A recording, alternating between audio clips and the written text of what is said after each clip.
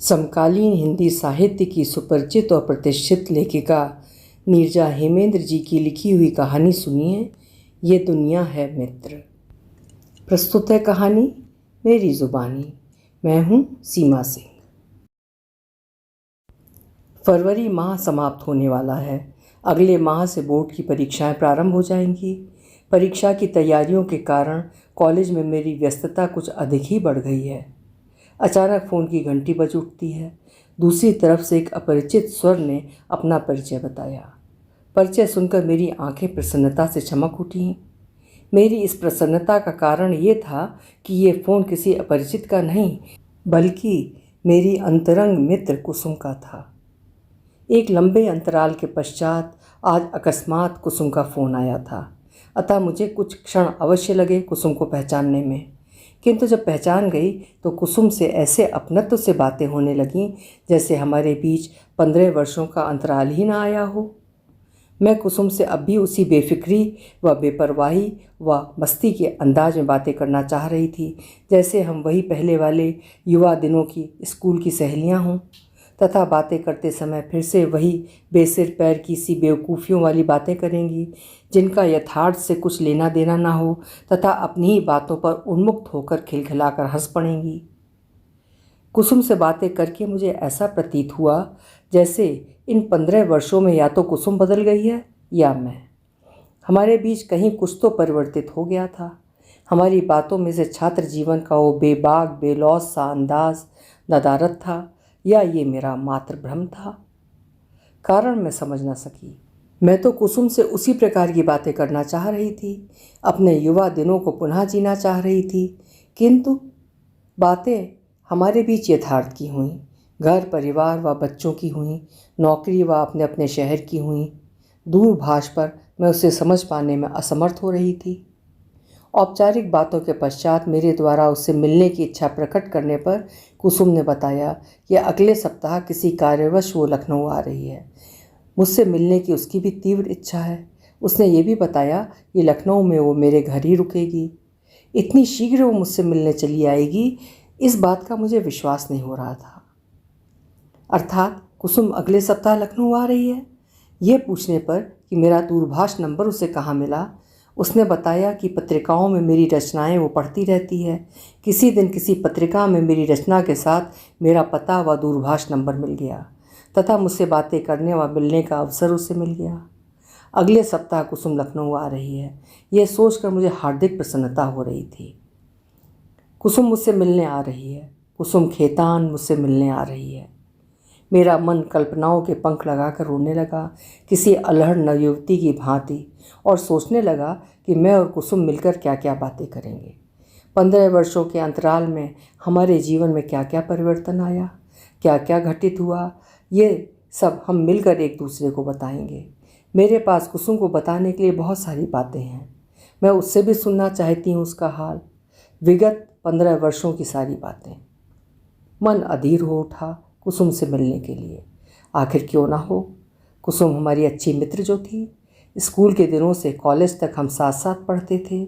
हमारी कॉलेज की शिक्षा अभी पूरी भी नहीं हुई थी कि कुसुम का विवाह हो गया। मैं आगे की शिक्षा पूरी करती रही, कुसुम की कमी महसूस करती रही। कॉलेज में किसी से भी पुनः कुसुम जैसी मित्रता ना हो सकी, ना कुसुम से पुनः मुलाकात। इतने वर्षों के पश्चात आज फ़ोन पर कुसुम के स्वर सुनाई दिए। कॉलेज से घर आकर सर्वप्रथम मैंने अपने पति नितिन से कुसुम के आने की बात बताई। मुझसे कुसुम का जिक्र सुन सुनकर नितिन कुसुम के बारे में अच्छी खासी जानकारी रखते थे, बस उसे देखा नहीं था। ये सुनकर कि अगले सप्ताह कुसुम यहाँ आ रही है, मेरी प्रसन्नता में सम्मिलित होते हुए मेरी तरफ देखकर नितिन ने कहा कि बड़ी अच्छी बात है, इतने वर्षों से तुम उसको स्मरण करती रहीं, अब तुम्हारी उससे मुलाकात भी हो जाएगी। उसकी इतनी बातें तो तुमने बता ही दी हैं मुझको कि लगता है कि मैं उसे पूरी तरह से जानता हूँ। उसको देखना भर शेष है। नितिन की बातें सुनकर मैं मुस्कुरा पड़ी। हाँ, कुसुम थी ही ऐसी कि उसकी बातें की जाएं, उसको याद किया जाए, उसकी चर्चा की जाए। मेरी स्मृतियों में विद्यार्थी जीवन के वे दिन सजीव होने लगे। वो विद्यालय की सबसे अलग, विशिष्ट व सबसे संपन्न घर की लड़की थी। पूरा नाम था कुसुम खेतान। उस छोटे से शहर में जहाँ हम रहते थे वहाँ लड़कियों की शिक्षा के लिए अलग से कोई कन्या विद्यालय नहीं था। उस शहर की सभी बालिकाएं सह शिक्षा वाले इंटर कॉलेज में पढ़ती थीं, जहाँ लड़के लड़कियाँ सभी एक साथ पढ़ते थे। उसी कॉलेज के दूसरे हिस्से में निर्मित एक बड़े से भवन में डिग्री कॉलेज भी था, जहाँ उच्च शिक्षा की कक्षाएं संचालित होती थीं। वहाँ भी सह शिक्षा पद्धति लागू थी। मैं तो प्रारंभ से ही वहीं पढ़ रही थी, किंतु मुझे भली भांति स्मरण है कि कुसुम ने 9वीं कक्षा में वहाँ प्रवेश लिया था। जिस दिन कुसुम ने विद्यालय में प्रवेश लिया, उसी दिन से वो सबके आकर्षण का केंद्र बन गई थी। पहला कारण, उसके नाम के आगे लगा खेतान शब्द उसे विशिष्ट बना देता, क्योंकि खेतान वहाँ का एक अति संपन्न व्यावसायिक परिवार था। दूसरा कारण ये था कि सभी शिक्षक उससे पूर्व परिचित थे तथा उससे विशेष स्नेह रखते थे। इस विशेष स्नेह का कारण भी उसका संपन्न व ख्याति लब्ध परिवार से होना था। जहाँ तक मुझे स्मरण है, पढ़ने लिखने में कुसुम औसत दर्जे की छात्रा थी। जब कुसुम को बड़ी सी गाड़ी से ड्राइवर कॉलेज के गेट के अंदर आकर कार्यालय के सामने के पोर्टिको तक छोड़ जाता था, तो सभी उसकी विशिष्टता पर मुग्ध हो जाते तथा उसके भाग्य पर ईर्ष्या करते।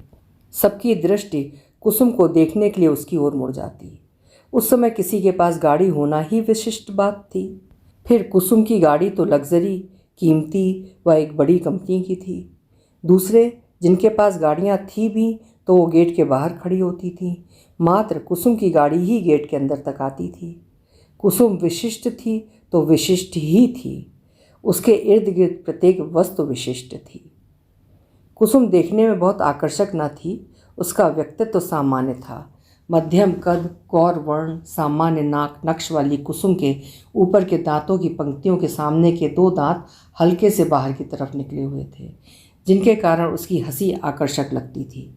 कुल मिलाकर कुसुम अपने महंगे व स्टाइलिस्ट कपड़ों के साथ अच्छी लगती थी। सामान्य बातचीत से प्रारंभ हमारा परिचय धीरे धीरे प्रगाढ़ मित्रता में परिवर्तित हो गया। जिस कुसुम से मित्रता करने व उससे बातचीत करने को लड़के लड़कियां इच्छुक रहते, किंतु उसके मित्र न बन पाते, उसके चंद प्रगाढ़ मित्रों में मैं सम्मिलित थी। छात्र जीवन के दिन शीघ्रता से व्यतीत होते जा रहे थे। जिंदगी के खूबसूरत दिन, बेफिक्र, बेलौस, रंगीन, सुंदर सपने जैसे दिन। प्रातः होती तो दिन जैसे हवाओं पर उड़ते हुए आते, रात्रि होती हम सुंदर सपनों में विचरण करते हुए निद्रा की गोद में सिमट जाते। दिन भी रात्रि के सानिध्य में सोने चले जाते। प्रातः पुनः हंसते खेलते दिन उपस्थित हो जाते। दिन पर दिन व्यतीत होते जा रहे थे। साथ ही कॉलेज के सत्र भी एक एक करके व्यतीत होते जा रहे थे। बीए द्वितीय वर्ष की परीक्षाएं समाप्त होने वाली थीं। फरवरी माह के दिन थे। फागुनी हवाओं से सराबोर वासंती दिन। वसंत ऋतु ने मानो चारों दिशाओं को रंग बिखेर दिया हो। वृक्षों में नव पल्लव धारण करने प्रारंभ हो रहे थे।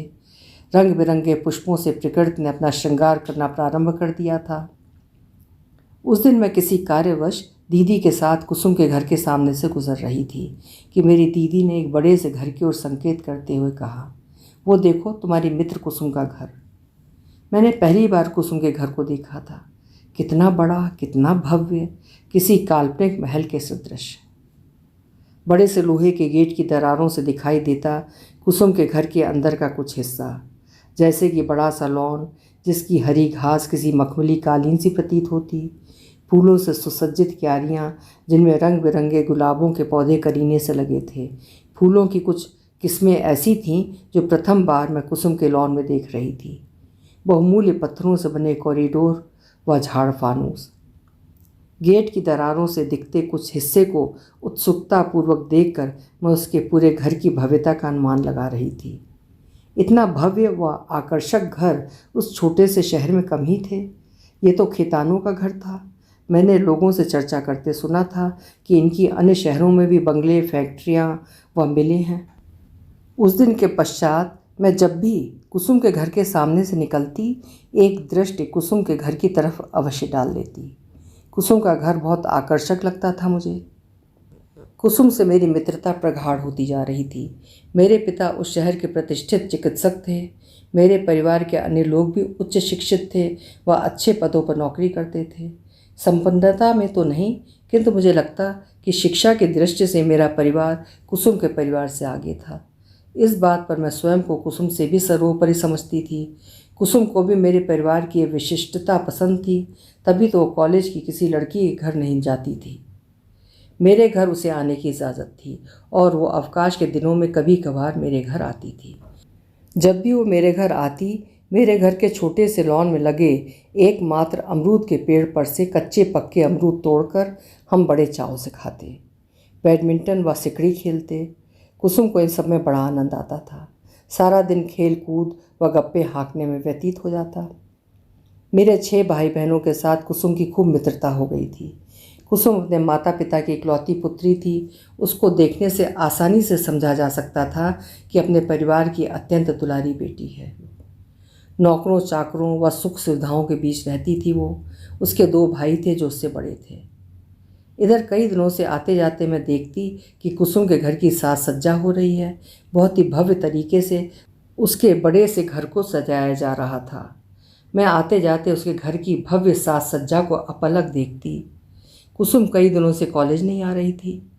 वैसे भी वो पढ़ने में औसत दर्जे की छात्रा थी, नियमित रूप से कॉलेज भी नहीं आती। एक दिन कुसुम के घर की साज सज्जा का रहस्य पता चल ही गया। अगले माह कुसुम का ब्याह था। लगभग 1 माह पूर्व से ही की जा रही कुसुम के घर की साज सज्जा से कुसुम के विवाह की भव्यता का अनुमान लगाया जा सकता था। बहुत ही भव्य तरीके से कुसुम का ब्याह हो गया। हमारे बीच ही नहीं बल्कि पूरे शहर में खेतान परिवार के इस विवाह की भव्यता की चर्चा कई दिनों तक रही। कुसुम ने कॉलेज में आना बंद कर दिया था। विवाह के पश्चात वो मुझे वार्षिक परीक्षाओं में ही दिखाई दी थी। बड़े ही अपनत्व के साथ मिली थी वो मुझसे। उस समय उसकी सामान्य सी सुंदरता निखर कर विशिष्ट सुंदरता में परिवर्तित हो गई थी। उसके सौंदर्य को उसके कीमती वस्त्र, स्वर्ण आभूषण और भी दीप्त बना रहे थे। उसने बताया कि उसका विवाह मुंबई के एक बड़े व्यावसायिक घराने के इकलौते वारिस के साथ हुआ है। वो मुंबई से परीक्षा देने आई थी। परीक्षा देकर कुमुद ससुराल चली गई। पुनः वो मुझे कभी नहीं मिली। उसका कोई दूरभाष नंबर, पता इत्यादि भी मेरे पास नहीं था, अतः मिलने जुलने या संपर्क करने का प्रश्न ही नहीं था। आज अकस्मात उसका फ़ोन आया और वो आ रही थी। न जाने क्यों मेरा हृदय उससे मिलने को अधीर हो रहा था। कदाचित इसी अधीरता को छात्र जीवन या बचपन की मित्रता कहते हैं। उस निश्चित तिथि को वो लखनऊ में थी। उसने ट्रेन के पहुंचने का समय बता दिया था। मैं नियत समय पर अपने पति के साथ गाड़ी लेकर रेलवे स्टेशन पहुंच गई थी। मेरा अनुमान था कि कुसुम अपने पति और बच्चों के साथ होगी। तदनुसार मैंने घर में उनके रहने का प्रबंध कर दिया था। स्टेशन पहुंचकर मैंने देखा कि कुसुम अकेली ही आई है। उसके साथ उसके परिवार का कोई भी नहीं है। इन 15 वर्षों के समय ने कुसुम के व्यक्तित्व पर पूरा प्रभाव डाल दिया था।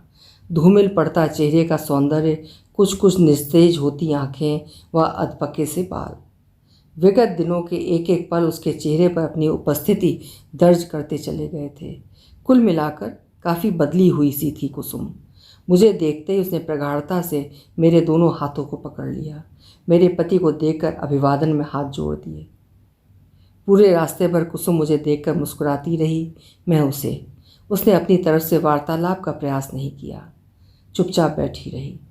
गाड़ी में पसरते जा रहे सन्नाटे को तोड़ते हुए मैंने ही पूछ लिया, यहाँ कितने दिनों का काम है? प्रत्युत्तर में उसने बताया, 2 दिनों का। मैंने पुनः कहा, उसके बाद भी 1-2 दिन मेरे पास रुकना। उसने मुस्कुराते हुए सहमत में सिर हिलाया। मैं और वो पूरे रास्ते भर निशब्द रहे। मैंने अनुभव किया कि कुसुम अभी बातें करना या अधिक कुछ बताना नहीं चाह रही है। इसका कारण यात्रा की थकान भी हो सकती है।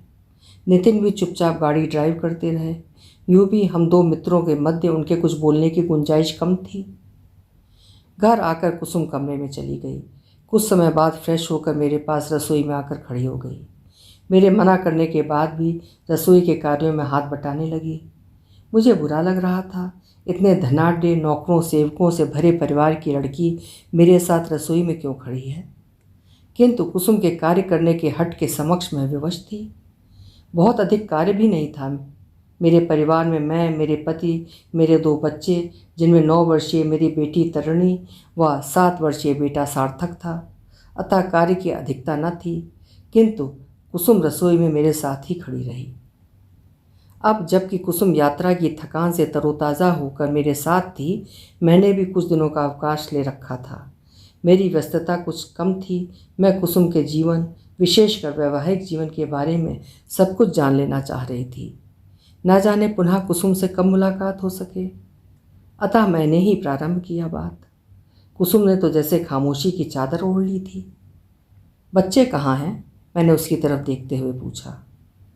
कुसुम की आंखों की चमक यूं कम हो गई मानो कोई जलता हुआ दिया तीव्र वायु के झोंकों से अचानक बुझ गया हो।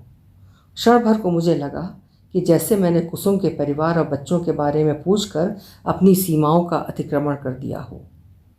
कुसुम के चेहरे पर फैले दुख के भावों को देखकर मैंने उससे कोई दूसरा प्रश्न नहीं पूछा। कुछ क्षणों के पश्चात कुसुम ने स्वयं ही बोलना प्रारंभ किया, जैसे उसने इस बीच स्वयं को संयत कर लिया हो। नहीं मीनाक्षी, मेरे बच्चे नहीं हैं। एक फीकी सी मुस्कान के साथ वो मेरी तरफ देखती रही। उसके बाद कुसुम ने अपने विवाह के पश्चात की स्थितियों व परिस्थितियों के विषय में जो बताया वो ये था कि विवाह के पश्चात कुसुम मुंबई चली गई थी। उस समय मुंबई को बम्बई कहा जाता था। उसकी ससुराल मुंबई में थी। उसकी ससुराल भी अत्यंत संपन्न और उस संपन्न परिवार की इकलौती बहू। यहाँ भी वो अपने सास ससुर की प्यारी बहू व पति की प्रेयसी थी। उसके विवाह के 7 माह यूँ देखते देखते व्यतीत हो गए जैसे 7 पल। अपने जीवन की वो एक शाम कुसुम अपनी स्मृतियों से कैसे विस्मृत कर सकती है, जब वो अपने पति के साथ घूमने निकली थी। उसका पति गाड़ी ड्राइव कर रहा था और वो उसके बगल की सीट पर बैठकर उसके प्रेम की अंतरंगता को अपने हृदय में आत्मसात करते हुए प्रेम के अंतरिक्ष में विचरण कर रही थी। सहसा एक बड़े अत्याधुनिक मॉल के समक्ष आकर उसकी गाड़ी रुक गई। गाड़ी में वो भी उतरा, उसके साथ कुसुम भी। मॉल के अंदर जाकर वो एक महिला से बातें करने लगा जो पहले से ही वहाँ खड़ी थी। कदाचित उसके पति की प्रतीक्षा कर रही थी। महिला का व्यक्तित्व आकर्षक था। उसके पति ने कुसुम को वहीं रुकने को कहा। वह स्वयं उस महिला के साथ दूसरी तरफ चला गया। कुसुम कुछ भी समझ पाने में असमर्थ हो रही थी। शीघ्र ही वो लौट आया। वो महिला वहाँ नहीं दिखी। कुसुम के हृदय में अनेक प्रश्न उठ रहे थे। वो उन प्रश्नों को उससे पूछना चाह रही थी, किंतु वो गाड़ी ड्राइव करने में मगन था, अतः कोई बात नहीं हो पाई। रात्रि में सोने से पूर्व कुसुम ने पूछा, वो महिला कौन थी? बड़े सहज भाव से मुस्कुराते हुए बोला, जैसे तुम हो वैसे ही वो भी है मेरे लिए। कुसुम का हृदय धक से होकर रह गया। किसी प्रकार वो बस इतना ही बोल पाई, मेरी तरह? वो कैसे? वो मुस्कुराते हुए बातों में मृदुता लाते हुए पुनः अपने शब्दों की पुनरावृत्ति की, तुम्हारी तरह वो भी है मेरे लिए। उसकी बातों से अजीब से खोखलेपन व लिजलिजेपन की बू आ रही थी। बातों को आगे बढ़ते हुए उसने कहा, तुम्हारे साथ वो भी यहाँ रहेगी। अपनी जान पर खेलकर इस सदमे को बर्दाश्त किया था कुसुम ने। वहाँ से वो अपने पीहर चली आई थी, सब कुछ छोड़कर। लाड़ प्यार में पली स्वाभिमानी लड़की कुसुम कैसे समझौता कर पाती इन परिस्थितियों से? उसके सास ससुर अपने बेटे के इस संबंध से अनभिज्ञ थे। उन्होंने जब ये सुना तो उन्होंने कुसुम का पक्ष लिया। अपने घर की सम्मानित बहू बनाकर वह समस्त संपत्ति भी कुसुम के नाम पर करके उसे अपने साथ रखने के लिए वो सहमत थे। किंतु कुसुम को वो सब कुछ नहीं चाहिए था।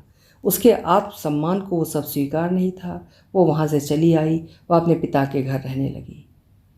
कुसुम ने बताया कि प्रारंभ में रिश्ता टूट जाने के दुख की अनुभूति उसे नहीं हुई, क्योंकि वो तो एक विजेता की भांति वहाँ से आई थी। अपने पति का सामंजस्य करने का व सास ससुर का सभी अकूत संपत्ति उसके नाम कर देने का प्रस्ताव सब कुछ ठोकरों से मार कर यहाँ आई थी। उस समय उसके पास था युवावस्था का जोश, वह उसकी मुट्ठी में बंद था जिंदगी में मनचाहा सब कुछ कर लेने का जज्बा। वो दुगने उत्साह से सुंदर भविष्य के सपने देखने लगी, मात्र सुंदर सपने, सपने व यथार्थ को चिन्हित व अंतर किए बिना। समय गति के पंख लगाकर उड़ता चला जा रहा था। कुसुम के दोनों भाई, जो पहले कभी अपने प्रत्येक कार्य, चाहे वो व्यवसाय हो या घर, कुसुम से चर्चा व सलाह किए बिना नहीं किया करते थे, वो अब कुसुम से दूरी बनाने लगे। अब उनके कार्यों की भनक तक कुसुम को नहीं होती थी। धीरे धीरे परिवर्तन आते आते परिस्थितियाँ ये हो गईं कि 2-2 सप्ताह व्यतीत हो जाते, कुसुम की अपने भाइयों से बात नहीं होती। भाई अपनी अपनी गृहस्थी, जिनमें उनकी पत्नी व बच्चे थे, व्यस्त थे। खालीपन कुसुम को काटने लगा। वो खालीपन या कहें कि समय को काट नहीं पाती। धीरे धीरे मस्तिष्क अतीत में जाकर झांकने व सोचने लगा। पुरानी व भूली बातें उसकी सोच में घर बनाने लगीं। इन समस्याओं का समाधान उसे इस संसार में कहीं नहीं दिखाई देता। परिणाम स्वरूप वो अवसाद का शिकार हो गई। अस्पताल में भर्ती होने की स्थिति आ गई। किसी प्रकार स्वस्थ तो हुई, किंतु शारीरिक आकर्षण धूमिल होता गया। उसके माता पिता ने उसे व्यस्त रखने के लिए उसी शहर के मिशनरी स्कूल में शिक्षिका का काम दिला दिया। शिक्षिका के पद हेतु वो एलिजिबल नहीं थी, किंतु उसके पिता के परिचय के कारण उसे छोटे बच्चों को पढ़ाने का कार्य मिल गया। वो व्यस्त होने लगी, किंतु नारी हृदय भावुक होता है। उसे मात्र वस्तुएं नहीं, भावनात्मक संबल की भी उतनी ही आवश्यकता होती है। भावनात्मक संबल की तलाश कुसुम को व्याकुल करने लगी। इस बीच उसी मिशनरी स्कूल के व्यवस्थापक भारतीय अंग्रेज जो अकेले रहते थे, उनसे कुसुम का संपर्क भी बढ़ने लगा। घर में कुसुम पराई होने लगी थी। जिस घर में अनेक नौकर काम करके जीवन यापन कर रहे थे, उस घर में कुसुम की आवश्यकताएं बमुश्किल पूरी होती। उसके वृद्ध माता पिता कुसुम की आवश्यकताएं समझने में असमर्थ थे, कुसुम उन्हें समझाने में। एक दिन वो अंग्रेज कुसुम का हाथ छुड़ाकर चला गया, कहीं सुदूर, वहाँ जहाँ व्यक्ति अकेला जाता है। कुसुम को उसके साथ नहीं जाना था। कुसुम पुनः अकेली रहने लगी। दिन किसी प्रकार व्यतीत हो जाता, किंतु 24 घंटों में मात्र दिन ही तो नहीं होता, शेष समय भी होते हैं जिन्हें व्यतीत करने के लिए संघर्ष करना पड़ता है। इस बीच संपन्न धनाढ्य घर की कुसुम अपने सीमित संसाधनों के कारण एक छोटा सा घर किराए पर लेकर जीने लगी। भावनात्मक सहारे की तलाश कुसुम को एक विधुर के सम्मुख लेकर आई। अब वो कुछ वर्षों से उसके साथ रह रही है, इस रिश्ते को कोई भी नाम दिए बिना। कुसुम आप बीती बता रही थी। मेरे और उसके बीच निस्तब्धता फैल चुकी थी। मैं निशब्द होकर सुन रही थी। मर्माहत थी मैं। कुसुम विगत दिनों की स्मृतियों में पूरी तरह डूब चुकी थी। उन दिनों की पीड़ा की अनुभूति में उसे ये तक ज्ञात नहीं था कि उसका चेहरा आंसुओं से भीग चुका है। मैंने उसके कांपते शिथिल पड़ते हाथों को पकड़ लिया। मेरे हाथ भी आंसुओं से भीगने लगे, मेरे व कुसुम के आंसुओं से। मैं हतप्रभ थी कुसुम के जिंदगी के इस रूप को देखकर। क्या जिंदगी इस प्रकार करवटें बदलती है, रूप बदलती है? ये सब मेरे लिए कल्पनातीत था। भोजन का समय हो रहा था।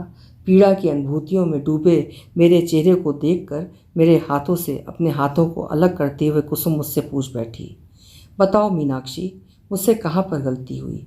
मैं कहाँ पर गलत थी? मैं जानती थी अनुभूति अभिव्यक्त से बड़ी होती है, निशब्द होती है, महान होती है। खाने की मेज पर कुसुम को देखकर मुझे अच्छा लग रहा था। हम सब सहज सामान्य बात करते हुए हास परिहास कर रहे थे। कुसुम भी इन सब में सम्मिलित होने का प्रयास कर रही थी। मेरा शरीर उन सबके साथ था, किंतु मन कुसुम के अतीत में भटक रहा था तथा निष्कर्ष भी सुना रहा था कि कुसुम की सरलता व सहजता ने ही उसे दुर्गुताओं की तरफ अग्रसित किया। यदि कुसुम इतनी सरल न होती तो कदाचित ये दिन उसके जीवन में न आते। पुनः मन ये भी कहता कि यदि कुसुम इतनी सरल व सहज न होती तो कदाचित स्त्री भी न होती। मैं जानती हूँ कि कुसुम 1-2 दिन मेरे पास रहकर वापस अपनी दुनिया में चली जाएगी। मैं उसकी मित्र होने के कारण उससे ये अवश्य कहूँगी, घबराना नहीं मेरी मित्र, यही दुनिया है मित्र। अभी आप सुन रहे थे नीरजा हेमेंद्र जी की लिखी हुई कहानी ये दुनिया है मित्र। वास्तव में जीवन बहुत ही अप्रत्याशित घटनाओं से भरा हुआ होता है, अनप्रिडिक्टेबल होता है। उम्मीद है आप भी सहमत होंगे मेरी बात से। कल फिर मिलेंगे। आपका समय शुभ हो।